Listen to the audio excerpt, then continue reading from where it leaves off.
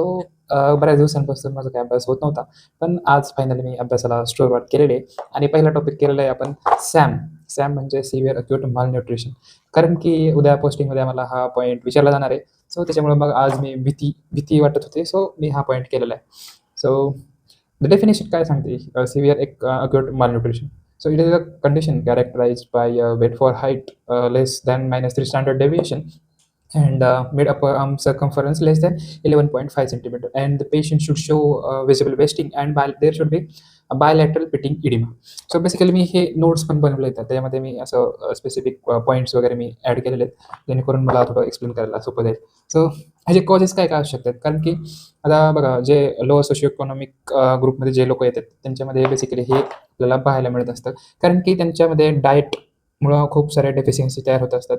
कारण की एखादी समजा लार्ज फॅमिली असेल, म्हणजे त्याच्यामध्ये खूप सारे मेंबर्स असतील, तर प्रत्येकाचं जेवण असं वेगवेगळीकडं म्हणजे खूप कमी होईल ना. म्हणजे आता 8 लोकं असतील, तर ते जे जेवण ते बनवणार असतील, तर ते 8 जणांमध्ये स्प्लिट होईल. त्याच्यामुळं डाएटरी इनटेक पण कमी होऊ शकतो आणि मग त्याच्यामुळे मालन्यूट्रिशन वगैरे शो होऊ शकतं. नेक्स्ट कॉज आहे, जर कॉन्स्टिट्युशनली जर बेबी LBW जर असेल, लो बर्थ वेट बेबी असेल, तर त्यांच्यामध्ये पण अशा गोष्टी दिसू शकतात. आणि नेक्स्ट कॉज म्हणजे डिसीज जर असेल एखाद्या बेबीमध्ये, disease such as what we call समजा माल ॲब्सॉर्प्शन आहे किंवा हेपाटिक इन्फेक्शन आहे किंवा डायरिया, व्हॉमिटिंग, अशा खूप साऱ्या डिसीजेसमुळं जर बेबीमध्ये न्यूट्रिशन कमी पडत असेल, like infection such as TB, परत अजून काय असू शकतं, हार्ट डिसीजेस वगैरे असतील, जेणेकरून जास्त एनर्जी वगैरे कन्झ्युम होत असेल, तर त्यामध्ये पण मालन्यूट्रिशन होऊ शकतं.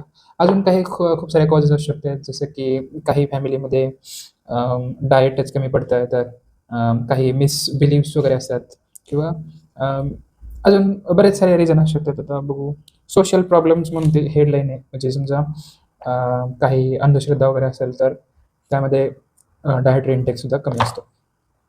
आणि मेकॅनिझमचं जर पाहिलं, तर जर समजा एखाद्या बेबीमध्ये किंवा एखाद्या बाळामध्ये प्रोटीन डेफिशियन्सी असेल, तर त्याला क्वॉशोरकर डिसीज होणार. आणि जर एनर्जी डेफिशियन्सी असेल, तर त्याला मॅरेस्मस या नावाचा डिसीज होतो. सो हे प्रोटीन, एनर्जी, मालन्यूट्रिशनच्या अंडरच हे 2 डिसीजेस आहेत. नेक्स्ट मेकॅनिझम जर बघितलं, तर गोपालन्स डिसॲडजस्टमेंट असं हायपोथेसिस एक आहे. त्याच्यामध्ये जर बेबी मेटाबॉलिक स्ट्रेस म्हणजे हे जे मालन्यूट्रिशन आहे, त्याला जर ॲडजस्ट होत असेल, तर तो मॅरेस्मिक चाइल्ड म्हणून आपण बोलणार त्याला. कारण की त्याने ते ॲडजस्ट केलं आहे.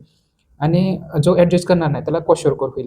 तर हे ॲक्चुअलमध्ये कसं असतं, की समजा बेबीला डेफिशियन्सी झाली, राईट?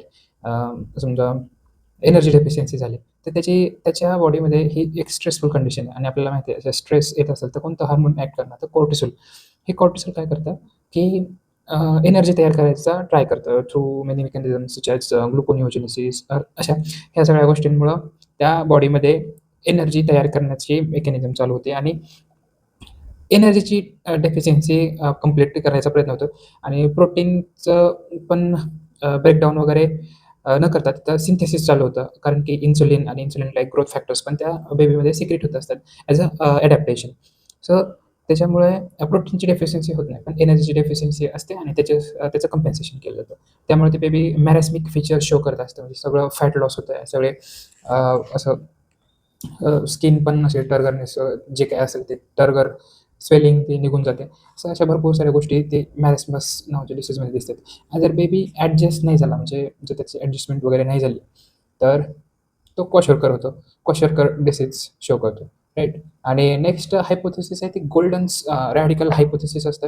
त्याच्यामध्ये जर मालनरिश्ड पेशंट असेल किंवा मालनरिश्ड किड असेल, तर त्याला भरपूर सारे इन्फेक्शन असतात आणि इन्फेक्शन्स होत असतात आणि त्या इन्फेक्शनपासून कोप अप करण्यासाठी बॉडीला खूप एनर्जी युटिलाइज करावी लागते आणि त्याच्यामुळं एनर्जीची डिमांड वाढते, राईट? तर मग त्याच्यामुळं मालन्यूट्रिशन होत असतं. So those were 3 hypothesis. So that's what I have done till now. आता याच्यानंतरनं मी याची ट्रीटमेंट, क्लिनिकल फीचर्स वगैरे जे नंतरनं करणार आहे, तर मी ते नेक्स्ट व्हिडिओमध्ये अपलोड करणार आहे. So thanks for watching. We will catch you in the next one. Like, share, subscribe.